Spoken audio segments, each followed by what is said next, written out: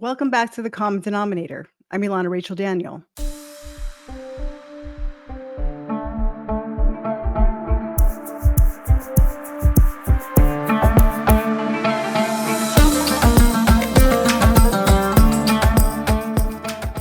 Today is Wednesday, July 17th, 2024. One of the many controversies that complicates the state of Israel is one that arose at the time of its modern state inception, and that is the issue of recruiting the ultra-Orthodox population into the Israeli military. It has long been a sore and complicated subject, but since October 7th, it's become so fervent and divisive, it's now an unavoidable problem that must be resolved. The argument may seem altogether obvious. There's a horrific war on, and it's lasting more than any has before it. Our brave men and women are exhausted and away from home far too long. As danger looms and increases on our northern front and beyond, there's no end in sight, and more hands on deck are needed. Stat. But as usual, there are far more complexities than media sound bites permit. And even if one's ultimate position does not change, it's important to view with a broad lens the complexities considered by this people. Israel has a standing army of around 170,000 soldiers and another 465,000 reservists. After October 7th, the government agreed to call upon some 330,000 of its reservists, and to date, at least two-thirds of that number have actually been called upon to join in the war efforts. Israel has a compulsory military service, which means that all citizens are conscripted at the age of 18. Men are obligated to at least 32 months of service, and women 24 months. In addition, many are frequently required to continue as reservists, which may entail several weeks of army service or training each year. It's now been 9 long months of atrocious war with Hamas, embedded in hundreds of kilometers of cross-country tunnels and residential homes in Gaza. Hezbollah launches daily, endless barrages, just last night over 100 of missiles and drones from Lebanon. Every citizen countrywide faces the sporadic, lone, and organized lethal violence from Islamists living in Yehud and Shomron, also known as the West Bank, and who could forget the occasional missiles or drones flying in from Yemen, Syria, and Iraq. The Israeli military is not built for long wars, but for quick and sure get in and get out operations, and it, and we all, are fraying at the edges. In March, the IDF announced a shortage of 7,000 soldiers, and in early July, Defense Minister Yoav Gallant added that the IDF needed 10,000 soldiers immediately. One way the Army is increasing the manpower shortage is to increase the required obligatory length of service. As of last Sunday, July 4th, the cabinet approved a bill to increase service time for men from 32 to 36 months. This bill includes all male soldiers currently serving in the IDF and those incoming for the next 5 years. There are additional plans to increase the retirement age for reserve duty from soldiers from age 40 to 45, for officers from age 45 to 50, and for those in special roles from 49 to 52 years of age. Opposition leader Benny Gantz, who's currently ahead in polls to become the next prime minister, has said he will support this bill if there will be a significant increase in monetary compensation for combat and combat support soldiers who must serve 36 months. He also stipulated that the IDF must send out recruitment orders for ultra-Orthodox and Arab citizens to participate in IDF and other forms of national service.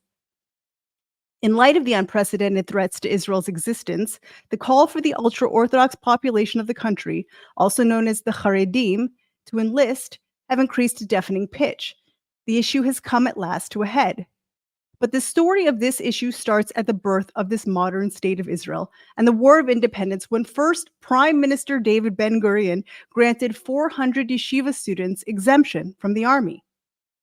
The Orthodox Jewish world was utterly decimated by the Holocaust, and 400 students was a modest number at a time when there were genuine concerns that yeshivas, Jewish religious learning institutions, would be shut due to lack of students. It's important to note here, in opposition to the widely believed narrative that the modern state of Israel was established as a result of the Holocaust, the very opposite is true. Plans and efforts to create a modern state were well in production for many years prior. It was the inverse. The Holocaust threatened the establishment of the state, for early Yishuv Jews feared that there was virtually no one left to come and build it. The number of religious exemptions quickly grew from the hundreds into the thousands. In meetings with religious leaders, Ben-Gurion maintained that only yeshiva students who were actually studying in yeshivas could stay out of the army, for being religious itself was not a reason to avoid the draft. On October 20th, 1952, Ben-Gurion met with the famed rabbi, the Chazon Ish, at his humble apartment in Bnei Brak. Rabbi Avraham Yeshaya Kurelitz was born in Belarus in 1878. He immigrated to Israel in 1933. Rabbi Kurelitz had released his earlier books anonymously under the name Chazon Ish, Vision of Man, and later became known by that same name. Although the Chazon Ish was not part of any religious political movements, he had tremendous influence over the Haredi communities in Israel. And when asked if he would be willing to meet with Ben-Gurion, the Chazon Ish replied, "The door is always open."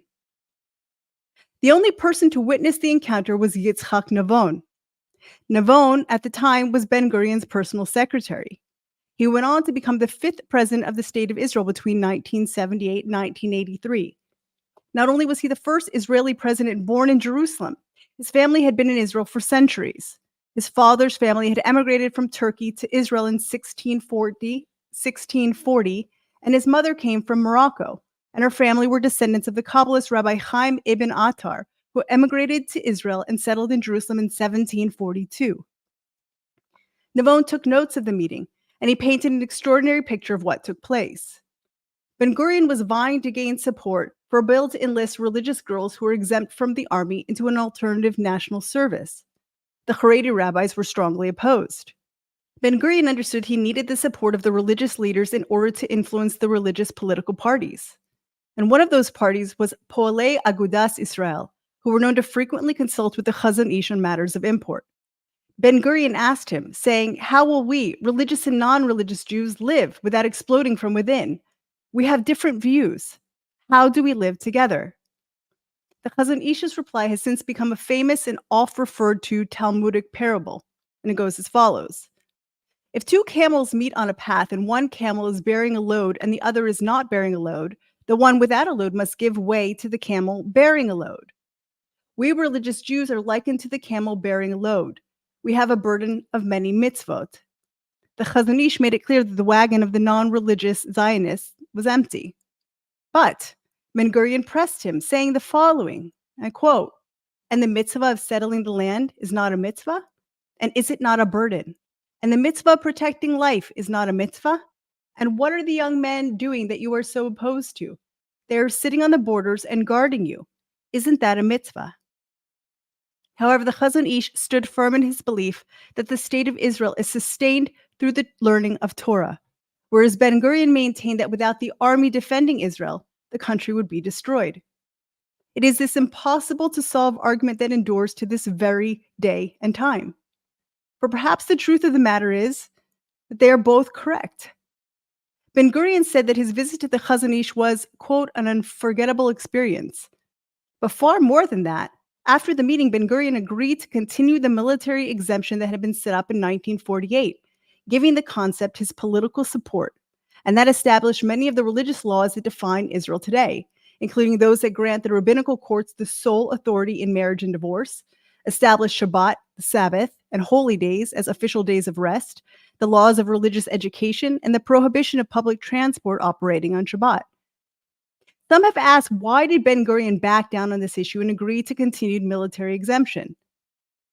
It could be that he was greatly troubled by the prospect of internal dispute within Israel and considered this a danger greater to Israel than the Arab armies who have not for a moment ceased to threaten us with destruction.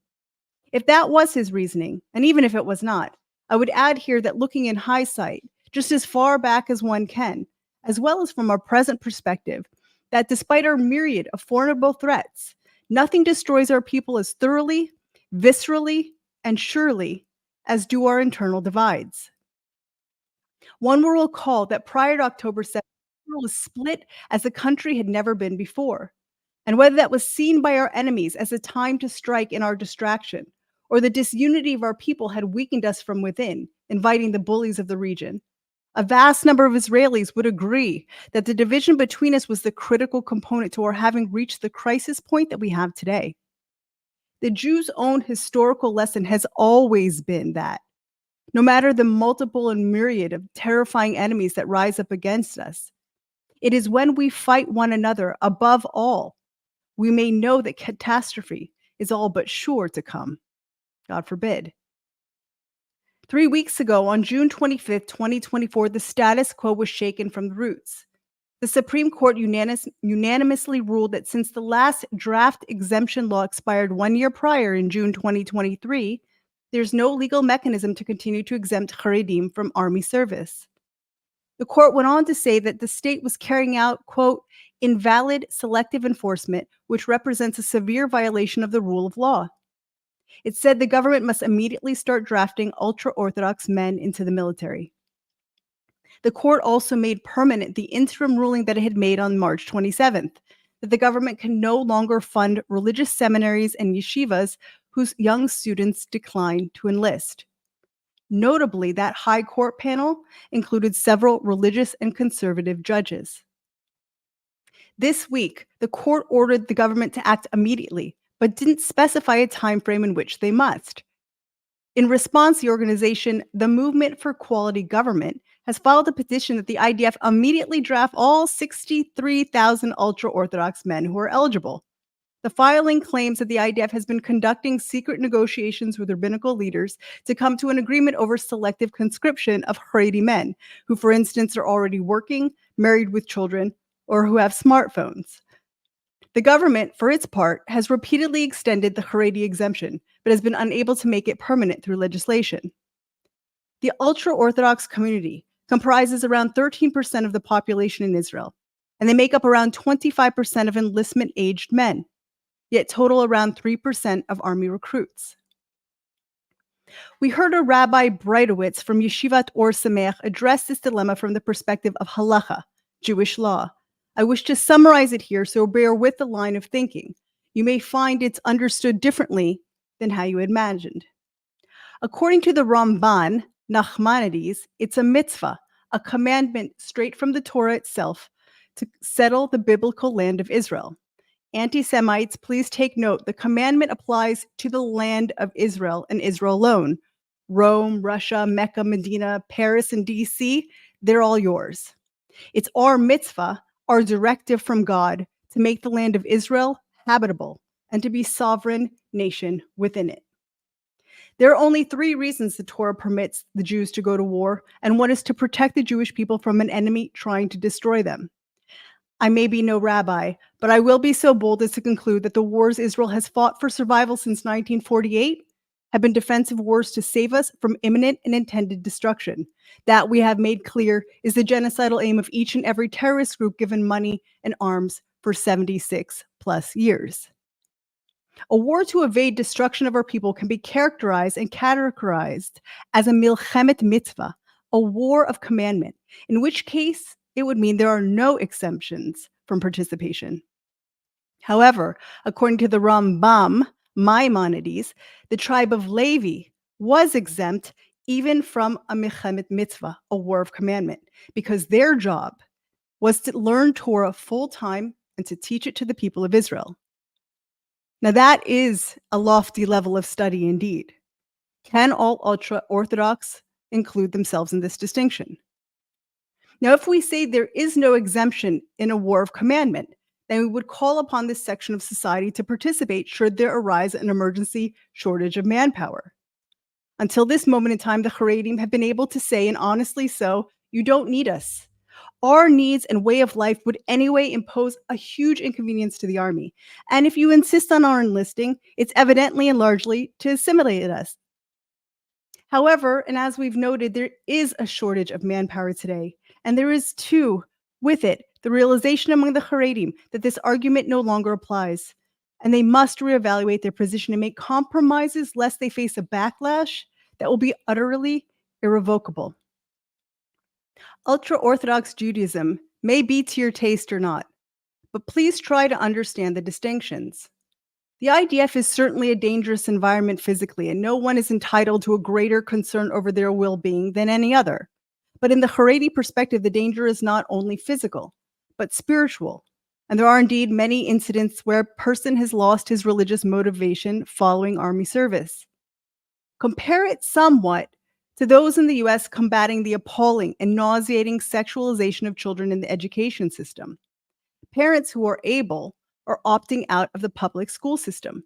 They're homeschooling or finding alternative routes to educate their kids because they understand the irreversible nature of certain influences over a person and what it does to their mind and soul and path in life. It is the task of each mother and father to do what they can to protect their child and the morals and path in which they're raised. Spiritual harm in our vastly changing world has become the task of each and every parent. It's only a matter of the nature of one's local threats.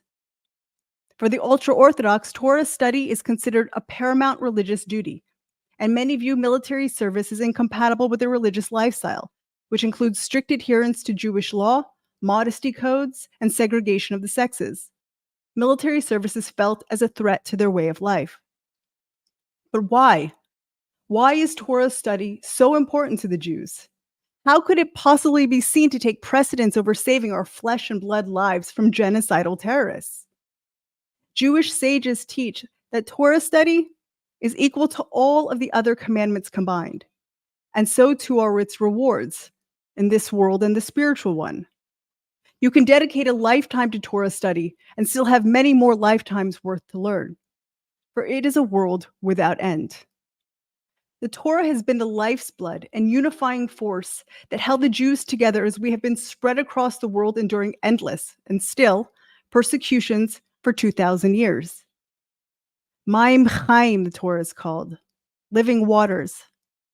The Torah is compared to water, and like vital, essential water, it's kept us alive and a cohesive nation throughout all we've experienced. There are inside many Jews an abiding thirst to learn as tangible as a glass of water under our Middle Eastern sun. After 3,500 years, Torah is learnt in Israel on an unprecedented scale. And it's a testament to the roots of the Jewish people and a testament to God's existence. Did Ben Gurion touch upon this when granting a waiver to those 400 yeshiva students 76 years ago? If the subtleties haven't quite hit home yet, I'll offer this example. I read it via David Bashevkin and other accounts on X, albeit in a slightly different context. Staunchly secular David Ben Gurion met also once with the Klausenberger Rebbe. The Klausenberger Rebbe survived the Holocaust, though his wife and children were murdered. He was at one time during the war gravely wounded and bleeding out, but he couldn't approach the medical clinic, having witnessed their extraordinary cruelty. He tied his wound together with what he found outside and prayed to God that if he survived, he would establish a medical center with compassion. And that he indeed did. Laniado Hospital is located today in Netanya. Ben Gurion asked the Klausenberger Rebbe, what's the minimum he'd want to see religiously in Israel? And what's the most he'd want to see? The minimum, the Rebbe said, is that I should be able to wear a strimal openly. The most is that you should wear one too. The point is this: the Nazis persecuted the religious garb of the Orthodox, their beards, their talit, and also their strimals, the fur hat that denotes certain religious sects within Judaism. The Rebbe wanted the assurance they would not face such persecution in a Jewish state. The IDF has 4 fundamental values, and I maintain them to be evident and true. True despite the IDF's still unanswered and untenable failures, or otherwise, on October 7th.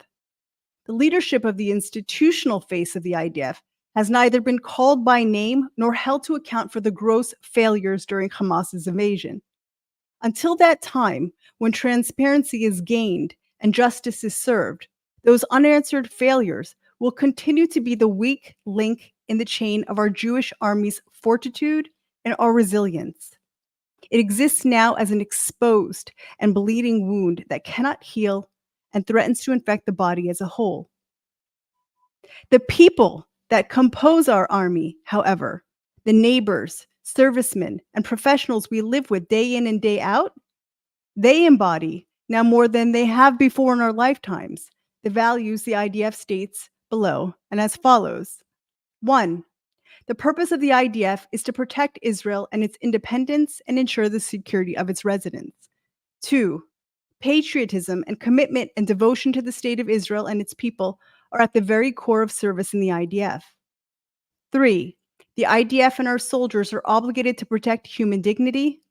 Every individual is of inherent value regardless of their ethnicity, religion, nationality, gender, or status. And 4. The IDF is the people's army. The state of Israel's military, subject to the law and government of the state of Israel. IDF soldiers will operate with their mission, the IDF's values, and the security of Israel is their priority. They will operate with integrity, practicality, and presentably.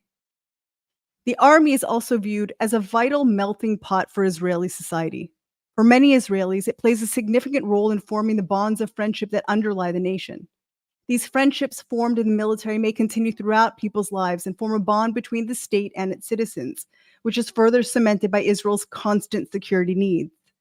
The role one takes in his and her army service may likewise influence their career. Thus, it becomes our collective effort and responsibility to keep this country alive. There is a lot of promotional advertising in this, of that there is no doubt. But sometimes there's truth in advertising. And what we fight for and how we do so is an entirely accurate representation of the efforts of a Jewish people's army that is an essential part to our maintaining sovereignty over this land. The army has established special units where Orthodox Jews can maintain their religious practice. For instance, within Gavati Brigade is the Rotem Battalion, and it's considered an ultra-Orthodox male combat unit. Last month, the IDF announced its plans to establish a combat unit exclusively for religious women. This plan was developed with the support of the military rabbinate to meet the needs of religious female soldiers. The decision was made in order to support some 3,500 religious women enlisting yearly, where around 10% of them choose combat roles. This new unit will be part of the Combat Intelligence Collection Corps and will be staffed entirely by women. They'll have a female halachic advisor and will include Torah study. This coming Sunday, July 21st, 2024, the IDF, operating in accordance with the law and government decisions, will begin issuing initial summons orders for candidates from the ultra-Orthodox community. This marks the start of the first call-up and the assessment and evaluation for the upcoming recruitment cycle, which began in July. Chairman of the Knesset Jewish Committee, M.K. Edelstein, ordered an urgent meeting of the Foreign Affairs and Defense Committee in order to receive clarifications and explanations from the IDF regarding the announcement that conscription orders are expected to be sent to thousands of ultra-Orthodox. As of now, there's no indication of an orderly mechanism or even clear criteria as to who is expected to receive the draft orders, and this move is expected to provoke absolute chaos among the ultra-Orthodox. Already this week, extremists have acted out on the streets of Bnei Brak. It's also not clear what the legal status of the order is, since there's no legal backing regarding the selection that the IDF is expected to make when sending the orders. As of this moment, it's not even clear if this is an arbitrary selection of recruits or if there are any criteria behind the selection for recruitment. Welcome to the Israeli way. This is an ongoing and highly volatile situation, and one we'll continue to report on as it unfolds and pray for the miracle of sanity to prevail. I cannot help but feel with a little ingenuity, that which we most certainly possess, a lot can be made of this dilemma.